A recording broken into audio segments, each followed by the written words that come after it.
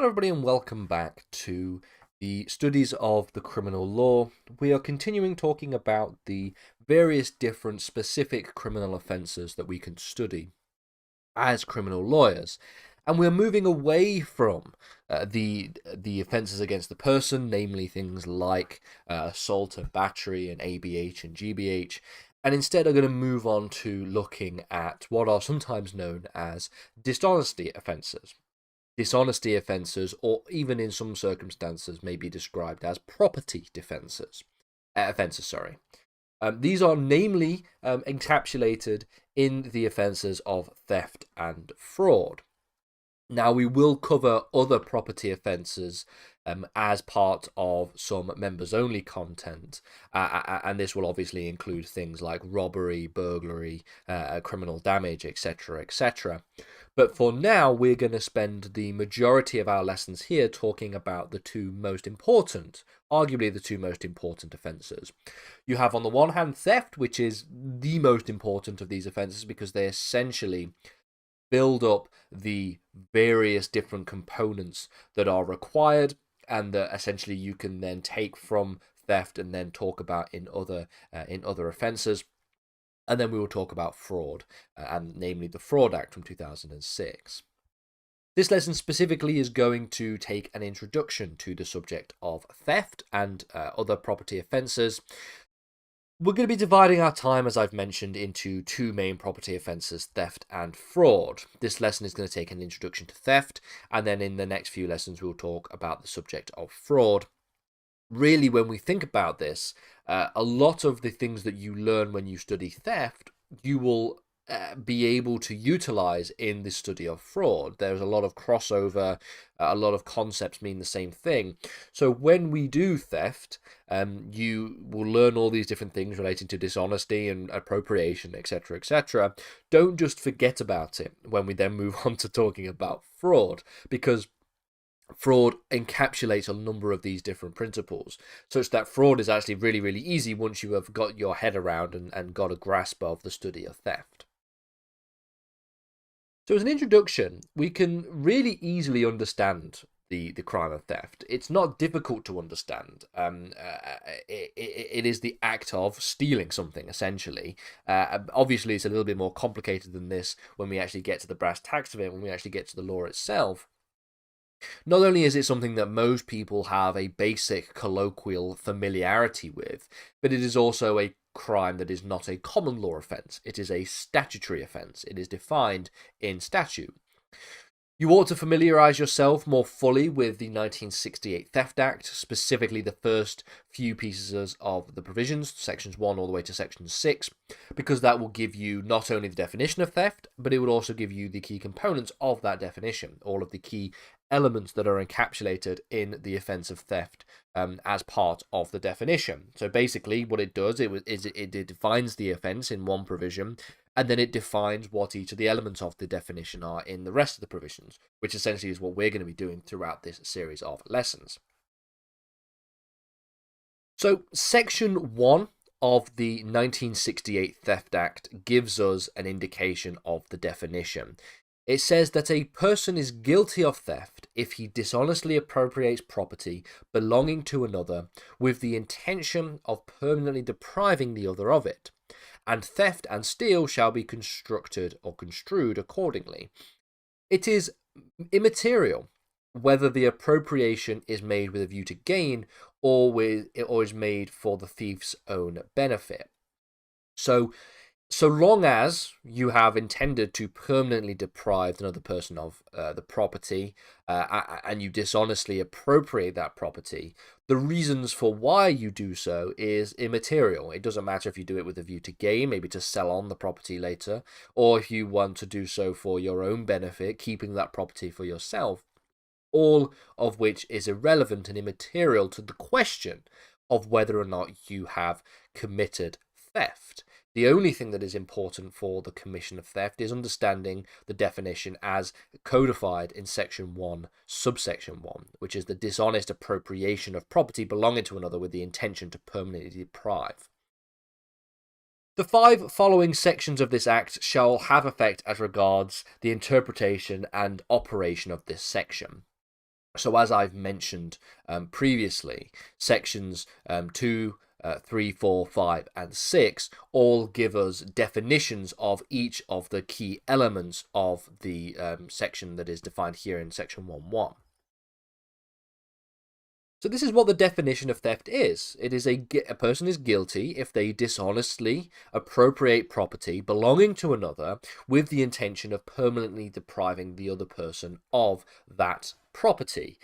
And it gives us a number of key elements. We have this idea of dishonestly appropriating property. We have this idea of appropriation. What does it mean to appropriate something for yourself? We have to think about what the definition of property means in this particular provision. Does it include all property? Does it include tangible and intangible property? Does it include realty? What is the basic definition of property as defined by the Act? We also have to think about the fact that it is property that belongs to another. Can you steal your own property? Well, according to the definition, probably not. But there's some interesting cases that give illustration to this fact as well. And then you have the final element, the idea of you doing all of these things with an intention to permanently deprive. And given this definition as well, we can really nicely delineate both the actus reus elements as well as the mens rea. So the actus reus elements are highlighted in red on this particular slide. It is the appropriation of property belonging to another. That is the act itself. The mens rea, in comparison, is relating to these parts of the definition. The dishonesty part is a mens rea element, and of course, as you would probably understand already, the intention to permanently deprive the other of it is also a mens rea element of the offence. And so really this gives us a nice construct of what the next few lessons is going to entail, because essentially we go from sections 2 to 6 and we examine each of the different elements and we talk about some of the case law that attaches to them. We're going to talk about section 2, which covers the idea of dishonesty, section 3, which covers the idea of appropriation, section 4, which covers the idea of property, section 5, which covers the idea of property that belongs to another, and then finally section 6 deals with the intention to permanently deprive. Now, the way in which we're going to structure this is chronologically, or at least in the chronology of the provisions. Some people could deal with the actus reus elements first and then go on to the mens rea elements, which means that they would study it in the order of sections 2, 4, and 5, and then go back to sections 3, 4, and 5, then go back to sections 2, and then jump all the way to section 6. That's how you would cover this area, by looking at the actus reus first and then the mens rea second, or you could just deal with them in chronological order. We're going to be doing the latter in this series of lessons, because you should already be able to identify the actus reus and mens rea elements already, and so I don't feel that it is necessary for us to do it in the order of the actus reus and the mens rea elements, because it would mean going from sections 3, 4, and 5, and then going back to sections 2, and then jumping all the way ahead to section 6. We'll just do it sections 2, 3, 4, 5, and 6 in chronological order. So the previous lesson took an introduction to the subject of theft and broader the dishonesty offences in general. This lesson is now going to start to deconstruct each of the key component elements of the offence of theft, which is as defined in section 1.1 of the 1968 Theft Act. We noted that what theft essentially is the dishonest appropriation of somebody else's property with the intention to permanently deprive. And we also noted that sections 2 to 6 of the Theft Act then go on to talk about each of the key component elements, dealing with each of them one at a time and expanding on them and adding extra elements of interpretation. This lesson is going to talk about section 2 of the Theft Act, which is the first element of interpretation, this being the concept of dishonesty, the dishonest appropriation of property. Now, this is a mens rea element of the offence, and it is one that has been given a sort of broad definition in terms of the provision, and then there has been some additional elements attached to it in relation to the common law, in relation to the case law's interpretation of the definition. So as mentioned, we took an introduction in the previous lesson to the subject of theft. This lesson is going to start talking about the key components of theft, first looking at the concept of dishonesty. So let's begin then. So we know already that section 1.1 defines theft as something that takes place when an individual dishonestly appropriates property that belongs to another with the intention to permanently deprive the other of that property. Section 2 then begins with the dishonesty element. It says that a person's appropriation of property belonging to another is not to be regarded as dishonest if he appropriates the property in the belief that he has in law the right to deprive the other of it on behalf of himself or a third person, or if he appropriates the property in the belief that he would have the other's consent if the other knew of the appropriation and the circumstances of it, or except where the property came to him as a trustee or personal representative, if he appropriates the property in the belief that the person to whom the property belongs cannot be discovered by taking reasonable steps. A person's appropriation of the property belonging to another may be dishonest, notwithstanding that he is willing to pay for the property. So this is quite an interesting thing that the legislation does, because what it doesn't do, as you can see here, is define dishonesty. It doesn't say that something is regarded to be dishonest in these circumstances. It in fact defines dishonesty in the negative. It rather says that things are not dishonest if they fall into these categories. So we get a negative definition of the offence, or at least of the concept of dishonesty, looking at the circumstances to which something is not dishonest rather than the other way round. And so we have to turn to the case law to give us a better indication of where dishonesty can actually be determined by the courts. So there are circumstances in which something is not dishonest. Simply, if you appropriate the property and you believe that you have a right in law to deprive that other person of it, that's one reason in which you could say that it is not being dishonest.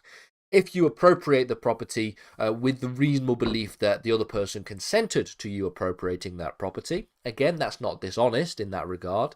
And then finally, if you appropriate the property with the belief that the person to whom the property belongs cannot be discovered by taking reasonable steps. This is, of course, in the case unless you are a trustee or a personal representative, which, of course, would represent a conflict of interest and so, therefore, a breach of someone's fiduciary responsibility as a trustee. So all of these circumstances are the reasons why you may not be dishonest in appropriating property. Let's think about this in terms of the case law then. The case of Crown and Gauche is one of the first cases that we look at to illustrate the idea of dishonesty. Now, I would like to point out straight away that this is a thing that is later overturned in a future case. So don't cite this as good law because it no longer is. In response to this, it is just talking about the way in which the idea of dishonesty is developed in the case law. So the future cases that we're going to look at in a couple of minutes are going to be more important and more illustrative of the idea of dishonesty. But this gives us an insight into the mindset and the mental state of the courts in relation to the determination of this question. So this case concerned a surgeon who had been taking fees for operations which should otherwise have been free, and as such, and in relation to this, he was charged and he was then convicted under offences under the 1968 Theft Act. At first instance, the trial judge directed the jury that the determination of dishonesty, as defined in the 1968 Theft Act, was one of an objective test. They said that the question of whether or not this person was dishonest is a question of whether a reasonable person would deem the activity as being dishonest. This would be overturned by the Court of Appeal. The test for dishonesty, they said, was a two-tiered test. Remember, this would later be overturned in a future case. So it was a two-tiered test. Firstly, would a reasonable person determine that the conduct was dishonest? This is the first element that was in fact directed by the jury at the trial judge, but the trial judge didn't add this second element that the Court of Appeal did. They said that if yes, did the defendant know that people would regard this as dishonest? That is the second element of the test that is added by the Court of Appeal. Again, as mentioned earlier, this would be overturned in the case of Ivy. So let's move on then. So we get all the way up to the case of Ivy Ivy and Genting Casinos UK Limited from 2017, a Supreme Court case. This case was one in which a claimant had used a special technique in a casino which essentially exploited the design irregularities on the back of playing cards. The result of this was very successful. He would ultimately win over £7 million as the result of basically exploiting and basically, if we're being honest, cheating at a casino in the exploitation of the design irregularity on playing cards. When the defendant, the casino, then refused to pay this individual the $7 million, owing to the fact that they claimed that they had cheated, the claimant sued. They said, no, I was fully entitled to my $7 million. It's not my fault that you have design irregularities on the back of your playing cards. I should be able to take the money that I have won. The claimant argued that there was an implied term in the contract relating to cheating. Essentially, that it was implied that you shouldn't be able to win money in the casino through cheating, and that cheating implies an element of dishonesty. And he relied on the test from Gauche to argue that he did not meet the second limb of this test.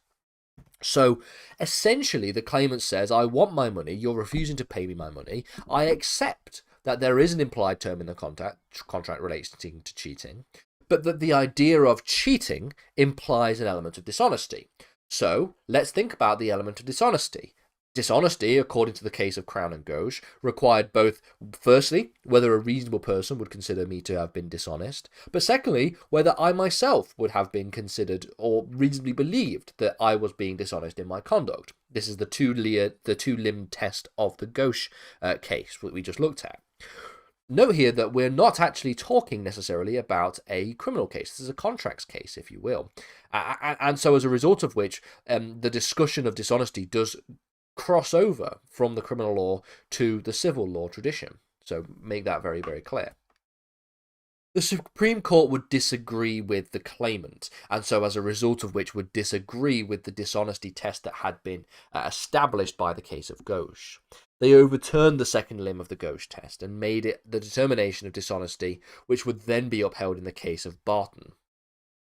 The case of Crown versus Barton was a 2020 case involving a defendant who had been the owner of a care home.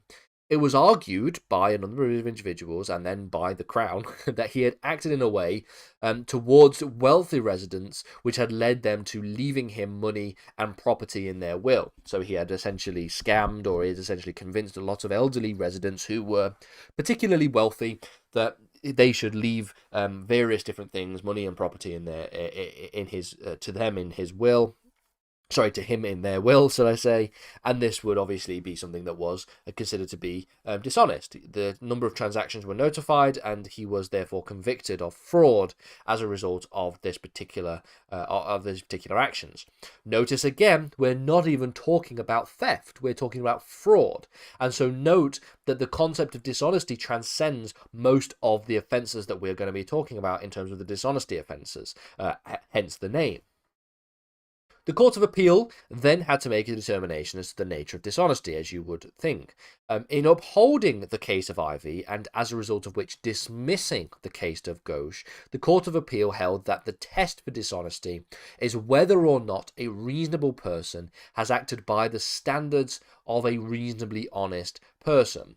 The question of whether or not they personally believe they were acting honestly should be irrelevant to the matter. So the case of Gauche is dismissed and the case of Ivy is upheld.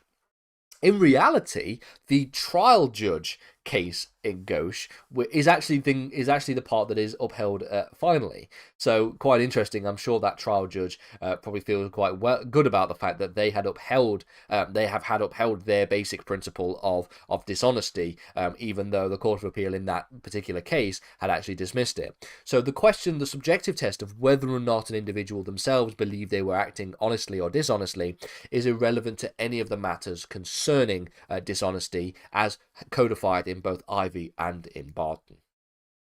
Welcome back, everybody, to our studies in the criminal law. We're continuing talking about the various different elements of the offence of theft, and we're going to be talking about the concept of appropriation in this lesson. This is one that attaches itself quite a lot of controversy, or at least a lot of discussion and debate. It's a little bit more detailed and a little bit more substance to it, shall we say, than some of the other elements of the offence. So we'll be talking about this in some detail, making reference, of course, to the case law to illustrate some interesting points. Previous lesson took some time examining the meaning of dishonesty, which is codified in Section 2 of the Theft Act and then subsequently in the case law. So we talked about the case of Gauche, we then talked about the case of Ivy, and then we finished with the case of Barton from 2020. We are now in this lesson going to look at Section 3 of the Theft Act. Section 3, looking at the idea of appropriation. So this is obviously appropriation in relation to the, quote, appropriation of property. That's what we're essentially getting our heads around in this lesson. And Section 3 looks like this. It says the word appropriates any assumption by a person of the rights of an owner amount to an appropriation. And this includes where he has come by the property without selling it, without stealing it, should I say, any later assumption of the right to it by keeping or dealing with it as owner. Where property or a right or interest in property is or purports to be transferred for value to a person acting in good faith, no later assumption by him of rights which he believed himself to be acquiring shall, by reason of any defect in the transferor's title, amount to theft of the property. We'll get to what Section 2 means later on, but really what's the point of this provision and the point of the definition of appropriation relates more to Section 3, subsection 1, more so than subsection 2. Subsection 2 is another element that is attached therein. So the idea of appropriation will essentially just amount to an assumption on the part of the defendant to ownership of the property. That is really all that we are talking about when we think about appropriation. If you are, as a defendant, assuming that you or act in a way that is ownership, that is amount to or tantamount to ownership of the property, then you have appropriated that property.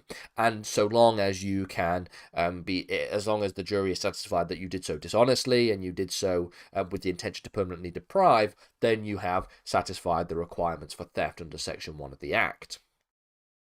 But more so, and more importantly, is the fact that this idea of appropriation has been discussed at various different stages in the case law. Some very interesting examples. Because, of course, we can quite easily understand the basic and the very easy elements of theft. The stealing of something, the taking of someone's property with the intention to permanently deprive. Of course, you are assuming ownership of that property when you do so. That's the sort of trivial part of theft, the trivialities of the case law. They're the really easy cases that are obvious and really in most cases won't even go to trial, owing to the fact that you will most likely plead guilty in those cases, given the likelihood of a conviction. So what about the more complicated, the more nuanced, the more difficult to understand parts of the case law where we are talking about appropriation in a different context? One such example of this is the case of Morris from 1984. What the case of Morris discusses is this idea of removing price labels. So the defendant, again, this is 1984, so we didn't really have the same kind of barcode scanning and self-serve checkouts that we have today in 2024. But essentially, the defendant had gone about removing price labels from some goods in the shop and put them on more expensive items. For some of you who are studying law at university right now, or even at A-level and are going up to university, you probably won't remember a time when you would go into a shop and instead of there just being a barcode and a price attached to it, you would actually have little price labels, price stickers, and you would take that to the till and then they would put in the price in the till machine, and so it would be a lot less automated and far more honest, except for this individual in this case. Essentially, what had happened was he had taken the price labels from some of these goods and then put them on more expensive items in order to be able to purchase the goods at a lower price. Because, of course, they would then take that good up to the counter, and the checkout individual, probably not knowing the price of each of the items with any certainty and confidence, would then just put in the lower price, and then you would walk away with higher priced goods for a lower price. That's essentially the point of this case. Now, it was determined by the House of Lords that the defendant had interfered with the rights of the owner of the property. He didn't own the property at the time at which he had done so, of course. It was the owner of the shop who owned the property. And that it was this interference with the rights of the owner of the property that amounted to an appropriation. The interference with the rights of an owner is no longer applicable, however. We'll get to this in a second. But fundamentally, what it was essentially referencing is the fact that by removing the goods, the label of the goods, you had interfered with the rights of that property owner, because you had basically done something to that on the other person's property, which as such, according to the House of Lords, amounted to an appropriation. However, the idea of the interference of rights of an owner is no longer applicable. And we would go back to the case of Lawrence from 1972 to get a better illustration of what appropriation really means in today's case law. Essentially, this is a case in which consent to take property amounted still to an appropriation. So what do we mean by this? Well, the victim in this case was Italian and had hired a taxi in London. Because he was unfamiliar with the fare rates, and in addition to this, not speaking very good English, he essentially instructed the taxi driver to help him determine the amount of money for the taxi. So he basically put his wallet out, or put the money out that was in his hand, and instructed the taxi driver to take as much money as was the amount that was the fare amount for the taxi journey. And obviously, the taxi driver, being a dishonest individual, then removed far more from his wallet than the price of the fare. He took more than the price of the fare because he basically exploited the fact that this Italian student, not being very good at speaking English and not knowing the fare rate of the taxi journey, decided that he was a good person to exploit in this case.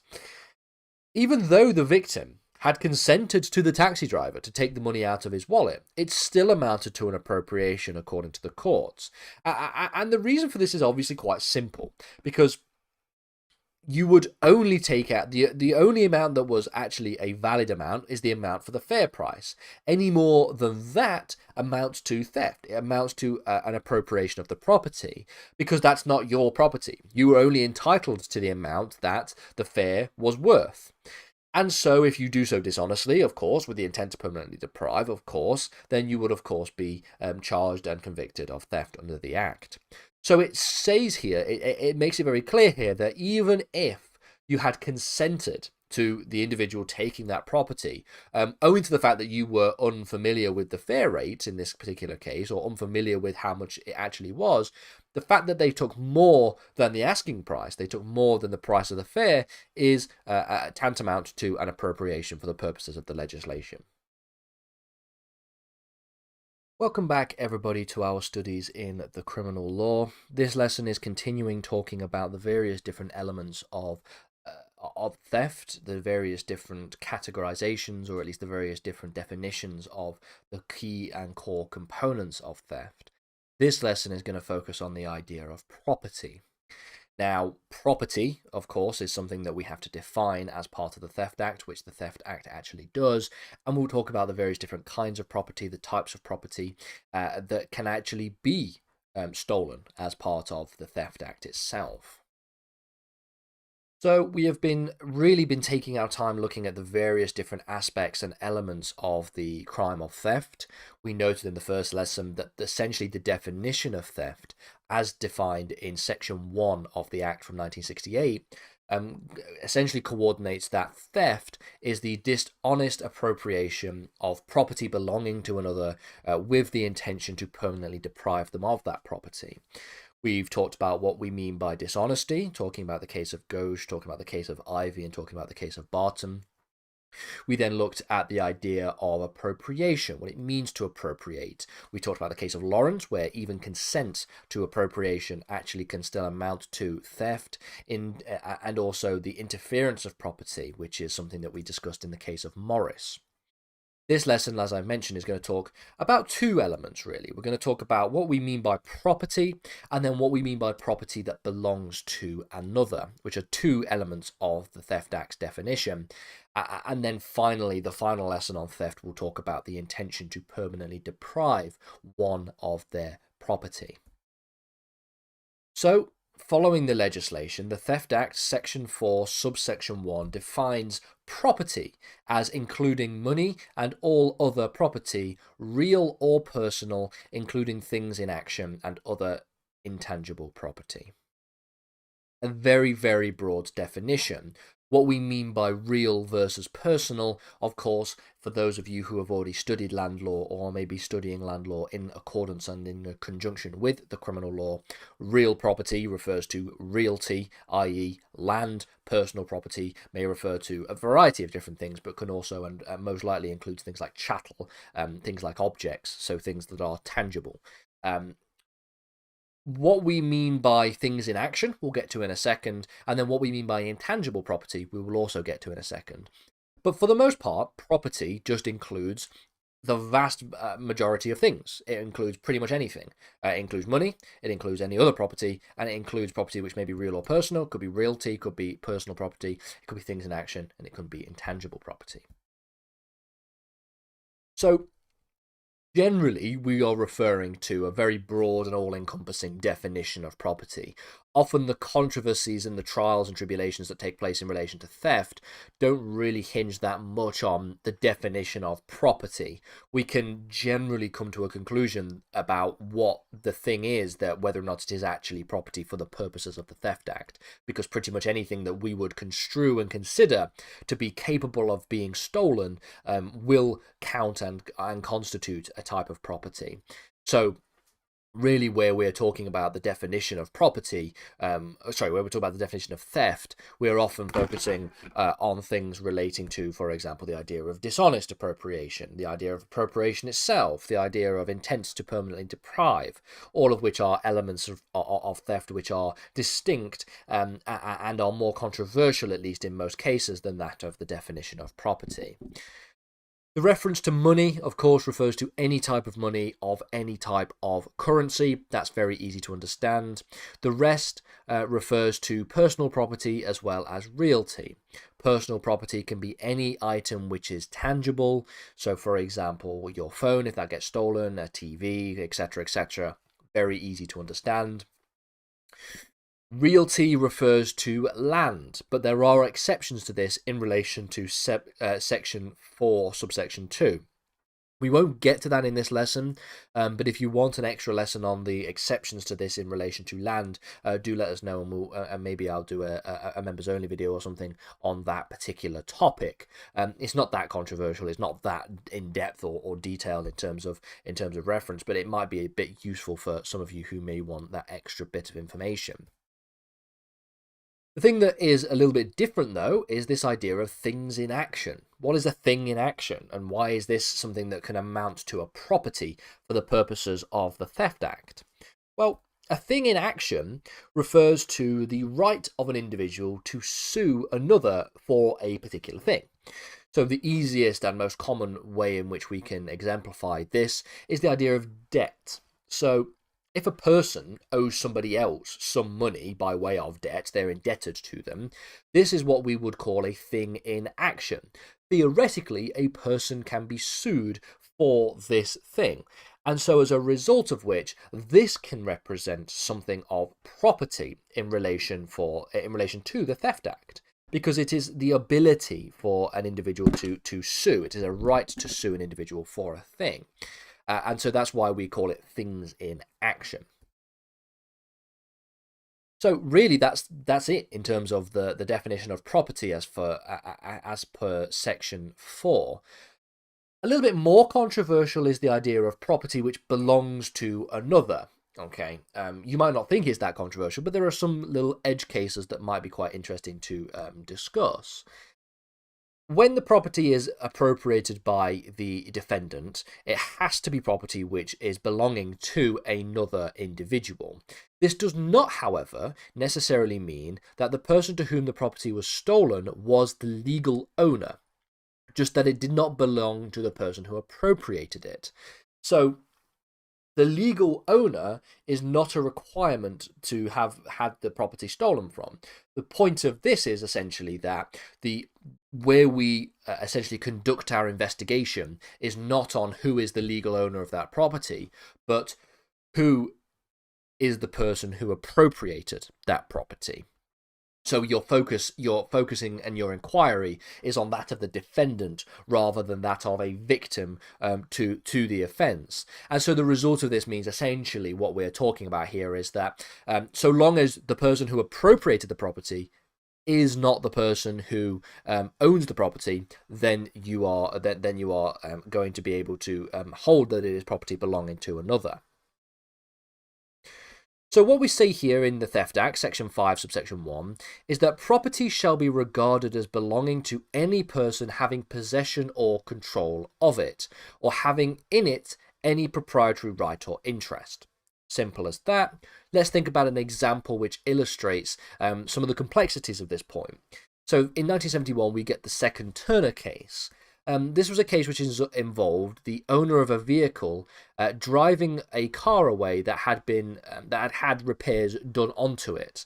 So essentially, what had happened here is the defendant took their own car, the car which they owned, to a garage for the purpose of doing repairs. And the car was then left, after the repairs had been done, out on the side of the street, at which point the defendant then took that car away without paying for the repairs. So the question here is, well, this is actually the defendant's own vehicle, so to what extent can we claim that this was the appropriation of property belonging to another? Well, it was considered to be theft on the basis that they had not paid for the repairs, and so the car was in the possession and control of the people who had operated the garage, not the defendants. And so the result of this was because the repairs had not been paid for, it was the theft of those repairs. And so it can actually be the case that you can take a property that is owned by you and that it could still amount to theft, but only in these kinds of circumstances. In this lesson, what I want to do is talk more about the crime of theft. And we're going to talk specifically about the idea of deprivation of property, the intent to permanently deprive. This is, of course, a requirement, a final mens rea requirement for the definition of theft. In fact, this is the final lesson that we're going to do on the subject of theft. And really, this is covering Section 6 of the Theft Act, which, of course, talks about this idea of an intention to permanently deprive. So we're not going to be finished completely with these principles, because when we start looking at fraud, you will notice that there are a lot of similarities between the two offences. Theft and fraud are both dishonesty offences. They both require this element of dishonesty. So you shouldn't just forget about theft completely. The idea of dishonesty in relation to fraud is the same as the idea of dishonesty in relation to theft. So don't just completely ignore or completely give up on your understanding of this particular topic, because you have to think about it again when we get looking at fraud. In addition, if you are a member who has access to the exclusive lessons on the topic of criminal damage and other property offences, such as burglary, robbery, as well as making off without a payment, these also require you to have an understanding of theft as well, because they have elements of theft attached to them, but that they also have other parts that essentially delineate themselves from a basic standard of theft. So bear that in mind for everyone who is watching these videos, whether you are a member or not. So this is the final part of the consideration of theft in relation to the criminal law. And as a basic recap, we know that theft has been the study of the dishonest appropriation of someone else's property with the intent to permanently deprive. We notice as well that the red highlight here is the mens rea. The blue highlighting here is the actus reus. So mens rea encompasses the dishonesty part, as well as the intention to permanently deprive part. The actus reus refers to the appropriation part, as well as the appropriation of somebody else's property. The definition of the law itself is property belonging to another. We've already talked about all of those different elements. We've talked about what dishonesty means. We've talked about what appropriation means. We've talked about what property is defined as in the legislation. And we've also talked about this idea of property belonging to somebody else. And as noted and as made very, very clear, the last part of this is the final mens rea element, which is, of course, the intention to permanently deprive another of their property. Let's get into this then. Intent to permanently deprive. Really, this is quite difficultly established in Section 6, subsection 1 of the Theft Act from 1968. Now, it's not the easiest piece of legislation to actually understand. And rather, in fact, some of the textbooks, especially the Herring Revision Guide, in fact, note that you should probably not even bother thinking about this element. Just take intent to permanently deprive as its original meaning, as its ordinary meaning within ordinary English. Because this definition is quite complex. So Section 6, subsection 1 says that, quote, a person appropriating property belonging to another without meaning the other permanently to lose the thing itself is nevertheless to be regarded as having the intention of permanently depriving the other of it, if his intention is to treat the thing as his own to dispose of regardless of the other's rights, and borrowing and lending of it may amount to so treating it if but only if the borrowing or lending is for a period and in circumstances making it equivalent to an outright taking or disposal. Quite difficult to really unpack. And so I can understand why authors like Herring, who've got their own textbook and who've got their own revision guides on this topic, who are cited down below, in fact, as one of the citations and or further readings, why they say that if you have a problem question relating to theft, unless it is a problem question that is specifically talking about, or the main issue is specifically about an intention to permanently deprive, try and don't get stuck into the weeds with Section 6, subsection 1. Rather, just take intent to permanently deprive as you would ordinarily understand it, given its ordinary meaning in English, because that's there or thereabout essentially what this piece of legislation does, but it does so in a very, very roundabout, very, very convoluted way. And we can illustrate this point by looking at the case of Crown and Floyd from 1985. This case was one in which we have a defendant who had been an employee at a cinema. They had the role of chief projectionist. This is 1985, so it's a little bit old days kind of employment jobs and all these different kinds of things. They were the chief projectionists. They did all the projecting of the movies onto the cinema screen. The defendant was working with two others, and they decided that they would take out movie tapes and hand them on to other defendants in order for them to make copies of the movies and then sell them on. So not particularly ethical, regardless of whether or not this is theft, not a particularly ethical thing to do. Now, the defendants, very importantly, the defendants would bring those movie tapes back and put them back where they were found. So the question here is, does this fall into the requirement for intention to permanently deprive? Or given the fact that the defendants bring the movie tapes back, how can this be permanent deprivation? Well, he was convicted of theft at trial level, but then the Court of Appeal overruled this judgment on the basis that there was actually this lack of intention to permanently deprive. It was held that essentially the returning of the property may only amount to an intention to permanently deprive if there has been a loss of the, quote, goodness, virtue, or practical value of the property in the time in which it was taken. So what this is really pointing to here is that you could take property and then bring it back, and it could still amount to theft, owing to the fact that it could still amount to an intention to permanently deprive, but only if the deprivation is of the goodness, virtue, or practical value of the property at the time that it was taken. So if they had taken it out and then they had maybe destroyed the tapes or crushed the tapes up and then brought the tapes all broken back, theoretically, they could argue, well, I've brought the movie tapes back, so I have not intended to permanently deprive. But it may have been the case that this was a deprivation of the goodness, virtue, or practical value of the property. And so when we say intent to permanently deprive, it doesn't necessarily mean an intent to take something away and not give it back. It could also be characteristics of the property that have been permanently deprived that could therefore represent an element of theft for the purposes of the legislation.